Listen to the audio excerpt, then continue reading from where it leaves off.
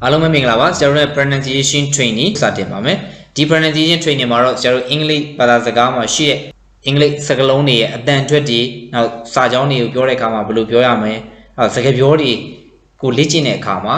English အတန်ထွက်ကောင်းအောင်ယုံကြည်မှုရှိရှိနဲ့ကိုယ့်ရဲ့ English အတန်ထွက်ကောင်းတယ်ဆိုတဲ့ယုံကြည်မှုတွေကြာကြာနာနာရသွားအောင်ကျွန်တော်တို့ဒီမှာလေ့ကျင့်မှာဖြစ်ပါတယ်အဲ့ pronunciation training လို့ပြောတဲ့အတွက် pronunciation ဒီ course မှာတော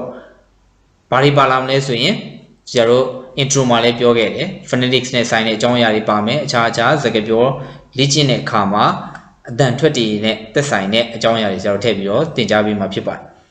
အဲ့တော့ဒီ phonetics ကတစ်စိတ်တစ်ပိုင်းအနေနဲ့အရေးကြီးတဲ့ခန်းကဏ္ဍလည်းပါဝင်ပါတယ်အဲ့တော့ phonetics ကိုစမှာဆိုတော့ကျွန်တော်တယောက်ကိုမေးတဲ့ pronunciation course ကိုငါတက်နေတယ်ပေါ့ဒါမှမဟုတ်ရင်မင်း pronunciation course တက်တော့ဘယ်လိုဘာတွေတက်ရလဲဒီလိုမေးတဲ့အခါမျိုးရှိလိမ့်မယ်နောက်တစ်ခါကိုယ့်အတန်တွေနောက်ပြင်လာတဲ့အခါမှာတယောက်ကမေးတယ်ဟာမင်း pronunciation ကိုဘယ်လိုလေ့လာလဲဆိုရင်ဆရာတို့ pronunciation ကိုဘယ်လိုလေ့လာလဲဆိုရင်တကယ်ချင်းကိုပြပြလိုက်ပါဒီစနစ်နဲ့လေ့လာတယ်နော် pronunciation IPA စနစ်နဲ့လေ့လာတယ်လို့ဆရာတို့ပြောလို့ရပါတယ်ကိုယ့် pronunciation ကိုဘာနဲ့လေ့လာလဲဆိုရင် IPA စနစ်နဲ့လေ့ကျင့်ထားပါတယ်လေ့လာခဲ့ပါတယ်ဒီလိုပြောလို့ရတယ် IPA ဆိုတာဘာလဲဆိုရင်အမှပြောပြတာတဲ့ International Phonetic Alphabet နော် International Phonetic Alphabet ဆိုတော့နိုင်ငံတကာသုံးတဲ့အတန်ထွက်အခရာတွေဒါတွေကိုဆရာတို့ IPA လို့အတူကောက်ခေါ်ပါတယ်။ဒါဆိုဆရာတို့ဒီ IPA ဆိုတဲ့သမိုင်းကြောင်းလေးနည်းငယ်ဆရာပြောပြပေးပါမယ်။ IPA ဆိုတဲ့ပုံစံဘယ်လိုဖြစ်လာလဲလို့ဆိုရင်ဆရာတို့ဒီအင်္ဂလန်ပေါ့နော်ဒီချိန်တုန်းကအင်္ဂလန်ကတခြားနိုင်ငံတွေကိုလှည့်ပြီးသိမ်းတဲ့နိုင်ငံတစ်ခုဖြစ်တဲ့အတွက်သူကမ္ဘာမှာလိုက်ပြီးတော့တခြားနိုင်ငံတွေကိုလှည့်ပြီးသိမ်းတဲ့အခါမှာမြန်မာနိုင်ငံပါဝင်ပေါ့နော်မြန်မာနိုင်ငံမှာဆိုရင်အိန္ဒိယရောတရုတ်ရောသူသိမ်းခဲ့တာနိုင်ငံတော်တော်များများကိုသိမ်းတော့သူနဲ့ဆက်သွယ်ဖို့သူက government ဖြစ်သွားပြီအဲ့အတွက်သူနဲ့ဆက်သွယ်ဖို့အတွက်သူတို့ကဒီနိုင်ငံကလူတွေကအင်္ဂလိပ်စကားပြောရတယ်ဒါမှလည်းသူတို့နဲ့ဆက်သွယ်မှုအဆင်ပြေမယ်အဲ့လိုပြောတဲ့အခါမှာသူတို့ရဲ့အင်္ဂလိပ်စာကိုလေ့လာတယ်အင်္ဂလိပ်စကားပြောကြတယ်ပြောတဲ့အခါမှာနိုင်ငံတိုင်းမှာရှိတဲ့သူတို့ရဲ့ဒီအတန်တွက်တွေကိုထွက်ချင်တဲ့ပုံစံနဲ့ထွက်ကြတယ်အဲ့လိုထွက်ချင်တဲ့အခါထွက်တဲ့အခါမှာသူတို့နဲ့စကားပြောတဲ့အခါလဲကြာကြအောင်အခက်အခဲတွေဖြစ်တယ်သူတို့နားမလဲတော့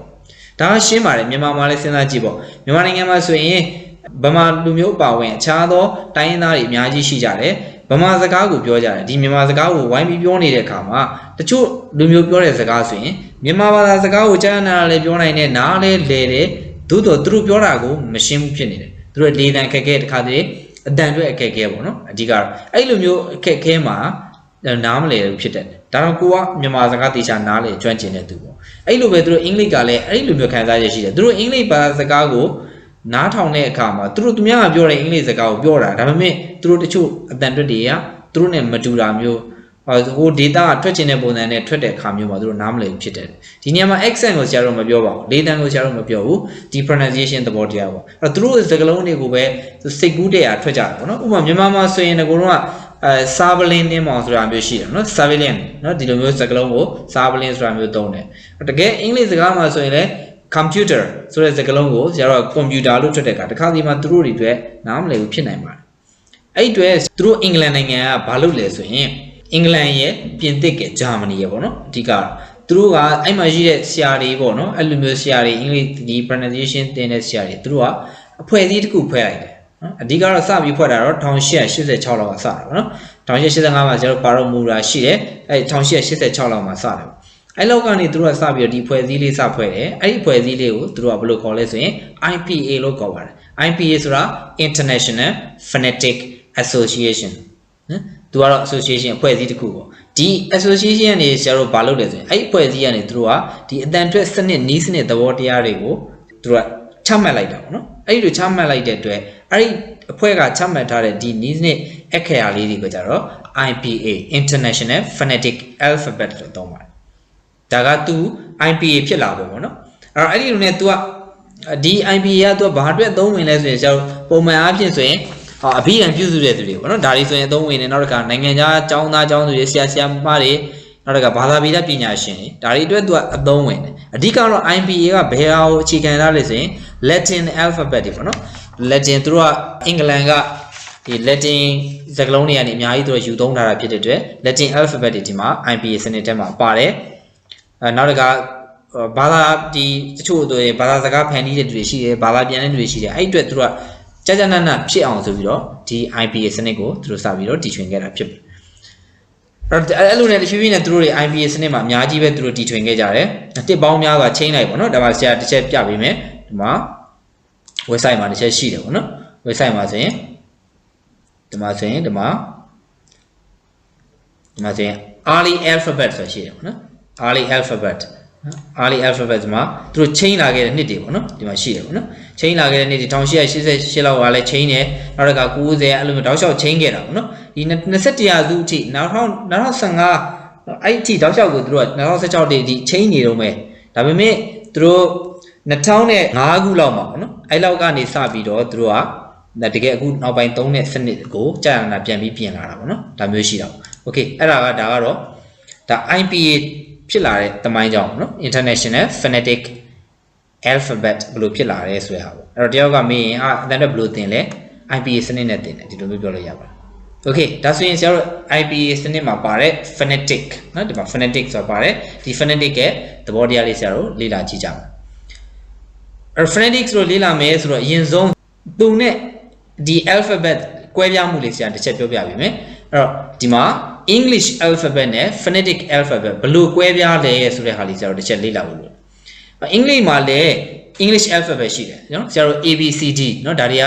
English alphabet တွေဒီဟာ phonetic alphabet အခုလေ့လာမှာက phonetic alphabet မတူဘူးပေါ့နော် English alphabet ဆိုတာဘာလဲဆိုရင်ဆရာတို့ခုနပြောခဲ့တဲ့ ABCD ပေါ့နော်အဲ့တော့ဒီမှာသုံးတယ်လို့ပေါ့ဥပမာဆိုရင် English မှာဆိုရင် K ဆိုတဲ့စကားလုံးရှိမယ်နော် K ဆိုတဲ့စကားလုံးဆိုရင်ဒီ K ဆိုတာကျတော့ English စကားလုံးပဲဒါပေမဲ့ phonetic alphabet မှာတော့ K ဆိုတဲ့စကားလုံးရှိတယ်ဒါပေမဲ့သူ့မှာဘာလေးပါလဲဆိုရင်ဒီမှာ slash ကလေးပါတယ်ဒီလို slash ကလေးမြင်းဆောင်လေးနှစ်ခုပါတယ်ဒါဆိုရင်ကျတော့ဒီမှာ꿰သွားပြီ English alphabet ဆိုတာဒီ slash မပါဘူး phonetic alphabet ဒီ slash တွေပါတယ်ဒီ slash ကလည်းကျတော့သင်္ကေတတစ်ခုအနေနဲ့ထည့်တာပေါ့နော်တချို့သူတို့စနစ်ပေါင်းများစွာမှာဆိုရင် slash ကမဟုတ်ဘူးတွန့်ကွင်းတွေ white ကွင်းတွေ4000ကွင်းအမျိုးမျိုးသူတို့သုံးခဲ့တယ်အများကြီးပဲပေါ့နော်သုံးတဲ့စနစ်တွေအများကြီးသုံးတယ်ဒါပေမဲ့နောက်ဆုံးကတော့ဒီမှာဒီ dictionary တော်တော်များများပါပေါ့နော်Learner's dictionary ရှိမယ်အခြားနိုင်ငံတကာ international dictionary တွေမှာဆရာတို့ဘာသုံးလဲဆိုရင် slash လေးနဲ့ပဲသုံးကြတာများတယ်ပေါ့နော်ဒါကြောင့်ဆရာတို့က English alphabet နဲ့ phonetic alphabet ကိုဘယ်လိုခွဲလဲဆိုရင် slash ပါတာမပါတာခွဲပါတယ်နော်ဒါဆိုရင်ဆရာတို့ကအတန်တွေကိုဘယ်လိုလေ့လာရမယ်ဆိုတာသဘောတရားသိသွားပါလိမ့်မယ် dictionary ကြည့်တဲ့အခါမှာပိုပြီးရှင်းပါလိမ့်မယ် phonetic alphabet နောက်တစ်ခါ English alphabet ဘယ်လိုလဲဆိုတာပိုပြီးသိပါလိမ့်မယ်ဒါပိုပြီးသိအောင်တော့ slash လေးတွေပါဖို့လိုအပ်ပါတယ်နော်ဒါဆိုရင်ဒါကဆရာတို့ English alphabet နဲ့ phonetic alphabet 꿰သွားမှာဖြစ်ပါတယ်နောက်တစ်ချက်ကသူကအင်္ဂလိပ်စာမှာတချို့အတန်တွေနော်အင်္ဂလိပ်စာမှာဆရာတို့က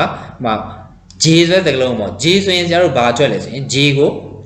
ဂျာပဲထွက်ပါတယ်အင်္ဂလိပ်မှာနော်အင်္ဂလိပ်ဒီ alphabet J ဆိုဂျာထွက်တာပေါ့ဒါပေမဲ့ phonetic symbol အနေနဲ့ပြတယ် slash နှစ်ခုကြားထဲကိုထည့်လိုက်ပြီဆိုရင် J ဒီလို slash နှစ်ခုကြားထဲထည့်လိုက်တယ်ဆိုရင်သူအတန်တွေကရလို့အတန်ထွက်ပါတယ်ဒါလေး꿰ပါတယ်နော်အတန်တွေလည်းတချို့စလုံးတွေ꿰တယ်အဲ့ဒီလိုပဲသူ့ရဲ့ပြနေတဲ့ဟာကလည်း symbol ကလည်းပြတာလည်း slash လေးနှစ်ခုကြားမှာထည့်ပြီးတော့ပြပါတယ်ဒါကြောင့်သူကအကုန်လုံးကတော့꿰ပြမှုရှိပါတယ်အဲ့တော့ဒီမှာဆရာတို့သိသွားပြီဆိုရင် English alphabet နဲ့ phonetic alphabet ဒါဆို phonetic alphabet တွေသူများရေးထားတာဆိုရင်လည်း slash နှစ်ခုထဲမှာထည့်ပြီးတော့ရေးထားတာတွေ့လိမ့်မယ်ကိုရေးရမယ်ဆိုရင်လည်း slash နှစ်ခုထဲမှာထည့်ပြီးရေးရမယ်ဆိုတော့သဘောပေါက်ပါတယ် okay ဒါဆိုရင်ဆရာတို့ဒါက English alphabet နဲ့ phonetic alphabet 꿰ပြပုံဖြစ်ပါတယ်ဒီမှာတော့ဆရာတို့ phonetics သဘောတရားတွေကိုလေ့လာမှာဖြစ်တဲ့အတွက်ဆရာတို့ phonetics မှာ American ကလည်း phonetics သူ့ထွင်ထားတာလေးရှိတယ် British ကလည်း phonetics စလုံးလေးထွင်ထားတာရှိတယ်အဲ့ဒီလိုပဲဆရာတို့ကဒီ American phonetics ကို British phonetics ကိုဆရာတို့ကအတူတူကလေ့လာမှာဖြစ်ပါတယ်ဒီသင်တန်းမှာဆရာတို့ American အတန်တွေကို British အတန်တွေကိုဆရာတို့အတူတူကလေ့လာပါမယ်သေချာဆရာပြောပြပေးသွားပါမယ်လိုက်ပြီးတော့လေ့လာလို့ရပါတယ် phonetics ဒီလေ့လာတဲ့ pronunciation ကိုလေ့လာတာဖြစ်တဲ့အတွက်နည်းနည်းသတိပေးချင်တာလေးကတော့ဆိုတော့ဒီအတန်တွေကိုယ့်ရဲ့အင်္ဂလိပ်အတန်တွေကိုပြောင်းတော့မှာဖြစ်တဲ့အတွက်ကိုကပြောင်းလဲမှုတစ်ခုကိုစတင်တော့ပြောင်းလဲမှုတစ်ခုစတင်မယ်ဆိုရင်ဘယ်နေရာမှာပဲဖြစ်ဖြစ်အခက်အခဲရှိတယ်သူများရဲ့ဝေဖန်မှုကိုခံရတတ်တယ်နော်အဲ့အတွက်ဆရာတို့အဲ့ဒါလေးကိုရဲတဝက်ရေးဆိုင်ဖို့လိုတယ်အဲ့တော့ပြောင်းလဲမှုမှာဆရာတို့ဘာတွေရှိလဲဆိုရင်ပြောင်းလဲမှုမှာဆရာတို့ကဥပမာငကိုယ်တော့ကပေါ့ကားလို့ထွက်နေတာနဲ့အခုခါလို့ပြောင်းထွက်တော့ခါလို့ပြောင်းတော့နော်အဲ့လိုမျိုးငကိုယ်တော့ကထွက်နေတဲ့အတန်ကိုအခုပြောင်းလိုက်တော့အဲ့အခုပြောင်းတော့မှဖြစ်တဲ့အတွက်ငကိုယ်တော့ကအတန်တွေဆရာတို့မထွက်တော့မထွက်ရင်သူများရှေ့မှာကျတော့သူများတွေကငကိုယ်တော့ကားနဲ့ထွက်နေတာကိုကခါလို့ထွက်မယ်ဆိုရင်သူများတမျိုးမြင်တာတော့ခံရလိမ့်မယ် ရေစရာကြီးလာတောင်းဝင်ဟာဒီကောင်ဘာကြီးပြောနေရလဲဒီလိုမျိုးဖြစ်လိမ့်မယ်အဲ့ဒီတန်ကိုခံလိုက်ပါအဲ့ဒီတန်ကိုခံရမှာပါကိုယ့်ရဲ့ထွက်နေတဲ့အင်္ဂလိပ်စကားလုံးတွေကဥပမာဆရာတပည့်တယောက်ဆိုရင်သူတို့ကငကုံကအတန်တွက်ကFebruary เนาะဒါမှမဟုတ် January ဒီလိုထွက်ချင်တာထွက်နေတယ်ဒါပေမဲ့ဆရာတင်ထဲမှာတက်ပြီးတဲ့အခါမှာသူတို့ထွက်တဲ့အတန်ဒီ January February ဒီလိုထွက်တယ်အဲ့လိုထွက်တဲ့အခါမှာ July ဒီလိုမျိုးထွက်တယ်ဒါပေမဲ့သူများတွေက July တို့ February တို့ဒီလိုမျိုးပြောနေတဲ့အချိန်မှာ तू အဲ့လိုထွက်လိုက်တော့သူများတွေဟာဘာကြီးလဲပေါ့ဟိုထွက်တဲ့အတန်ကြီးဘယ်လိုတွေထွက်နေတာလဲပေါ့အန်ဩစရာလို့အထင်သေးတာလို့ဒါမှမဟုတ်လည်းဟာတာလို့အဲ့လိုဖြစ်လိမ့်မယ်အဲ့ဒဏ်ကိုခံရပါမယ်ဘာလို့ဆိုပြောင်းလဲခြင်းတိုင်းမှာသူများရဲ့